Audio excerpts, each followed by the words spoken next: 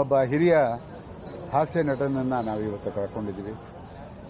ವೃತ್ತಿ ಜೀವನದಲ್ಲಿ ಅದೆಷ್ಟೋ ಜನಕ್ಕೆ ಅವರು ಸಹಕಾರಿಯಾಗಿ ನಿಂತವರು ನಾನು ನೋಡಿದ್ದೀನಿ. ಯಾವತ್ತೂ ಕೂಡ ಯಾವುದೇ ಒಂದು ಚಲನಚಿತ್ರ ನಿರ್ಮಾಪಕನಿಗೆ ತೊಂದರೆ ಕೊಟ್ಟಿದ್ದನ್ನು ನಾನು ನೋಡಲಿಲ್ಲ. ಅಂಥ ವ್ಯಕ್ತಿತ್ವ ನಮ್ಮ ಉಮೇಶ್ ಅಣ್ಣ ಅವರು. ಇವತ್ತು ಅವರಿಲ್ಲ. ಅವರ ನಟನೆ ಮಾಡಿದಂಥ ಚಿತ್ರಗಳು ನಮ್ಮ ಕಣ್ಮುಂದೆ ಇವತ್ತು ಜೀವಂತವಾಗಿದ್ದಾರೆ. ಅಂಥ ಅದ್ಭುತ ಕಲಾವಿದ. ಅದು ನಮ್ಮ ಕರ್ನಾಟಕದವರು ಅಂತ ಹೇಳ್ಕೊಳ್ಳೋದಕ್ಕೆ ನನಗೆ ಹೆಮ್ಮೆ ಅನಿಸುತ್ತೆ.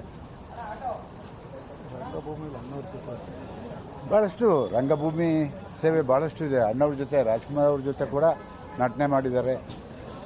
ನಾನು ಭಾಳ ಹತ್ತಿರದಿಂದ ನೋಡಿದಂಥ ಒಂದು ಚಿತ್ರ ಕಾಮನಬಿಲ್ಲಲ್ಲಿ ರಾಜ್ಕುಮಾರ್ ಜೊತೆ ಪಾತ್ರ ಮಾಡುವಂಥ ಸಂದರ್ಭದಲ್ಲಿ ಸುಮಾರು 15ರಿಂದ 20 ದಿನ ಮೈಸೂರಿನಲ್ಲಿ ನಾವೆಲ್ಲ ಜೊತೆಲಿದ್ದೆವು.